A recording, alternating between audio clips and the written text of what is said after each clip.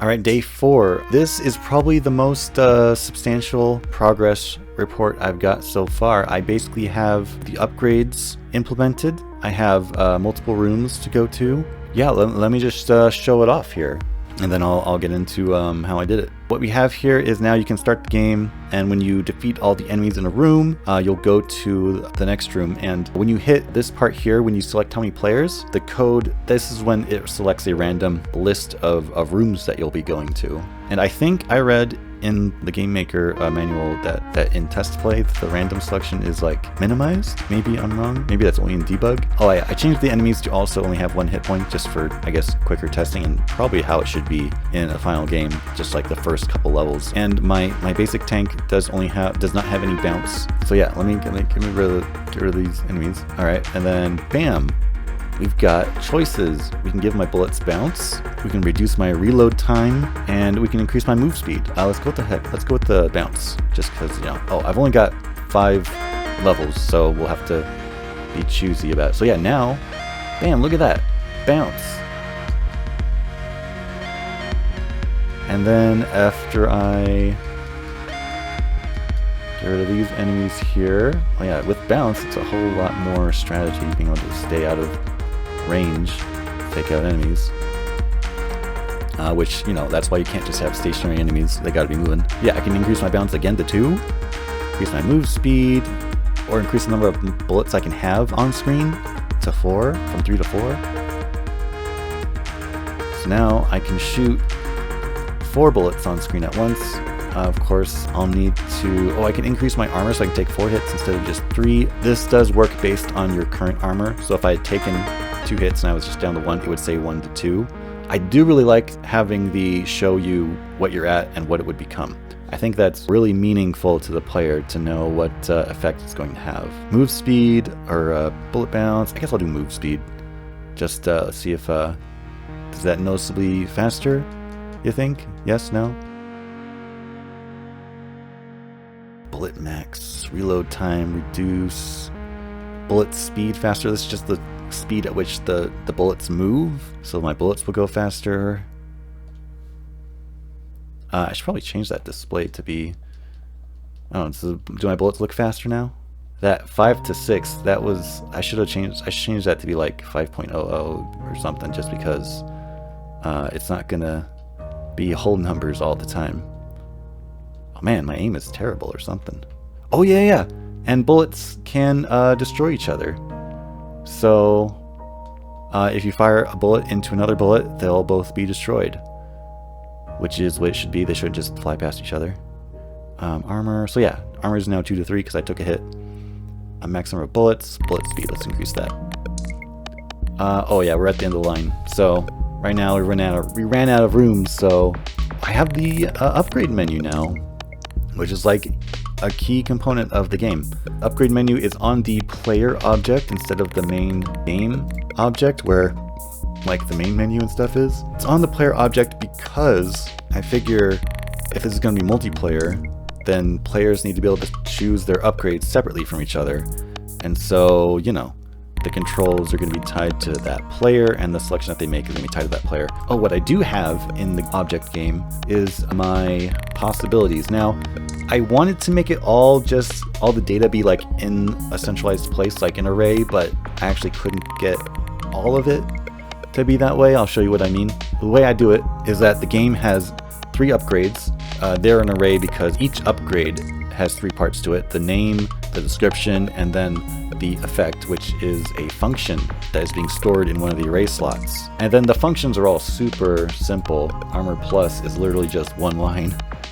Armor plus plus. Same thing with the bullet bounce, bullet max, bullet speed. These ones are like the 20% increase. It just takes the player's value and multiply it by 1.2. I have 6 upgrades so far. I do have ideas for more, but yeah, I just have the 6: move speed, bullet max, bullet bounce, reload time, and armor.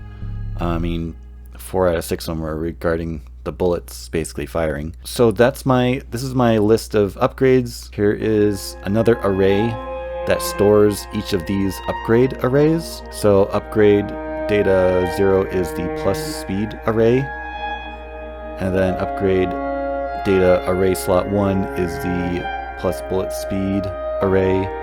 And then from there, when you create a room, basically when you start the game or when you turn to a new room right here, it creates a new array, a temporary local array, and it's called all upgrades, and it is made by shuffling all of my upgrade data array. So it grabs all of the upgrades and puts them into a shuffled array. And then upgrade 1 is just slot 1, upgrade 2 is slot 2, upgrade 3 is slot 3. I basically just take, not the first 3, but because I skip over 0, just randomly. But I take 3 specific upgrades in that new array in order and just make them the new upgrades. And it seems to look like it's random fairly well. Oh yeah, this is creating a new room. And then let me go back to object player.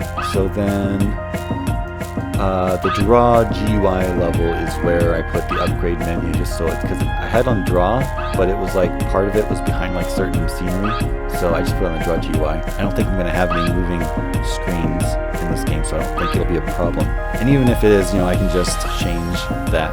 And so with drawing the upgrades, this is the one thing I couldn't fit into the array that's in the game object. I have here that I draw the card things. I draw the upgrade names based on the game object's upgrade, 1, 2, or 3. I have the descriptions here. And then for the effects I couldn't figure out how to just store in, like, the effect I mean, like what's going to happen, showing the player's current level and then what it's going to become if they choose the upgrade.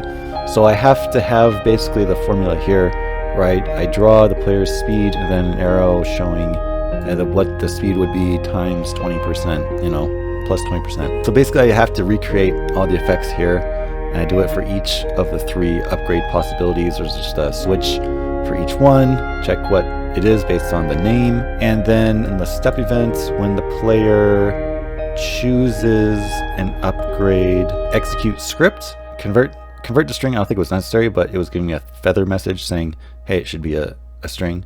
But yeah, object game, upgrade, and then the array slot is 2 for all of them to run their functions. I do have the upgrade cursor.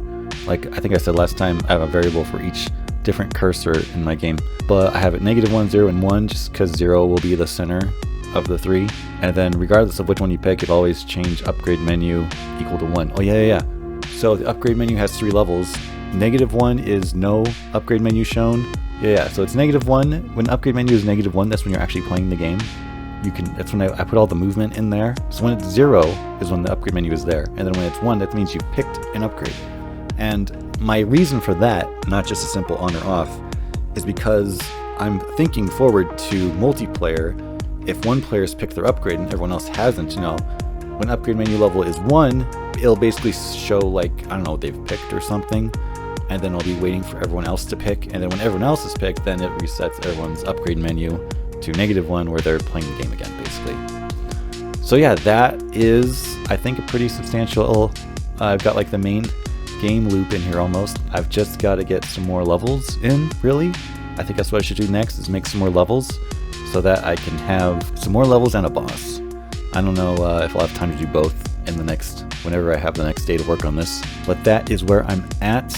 If you have any questions about what I've done, I can go into more detail in the next video or in the comments, depending on what kind of a question it is. But let me know what you think, and I will see you next time. Thanks for watching.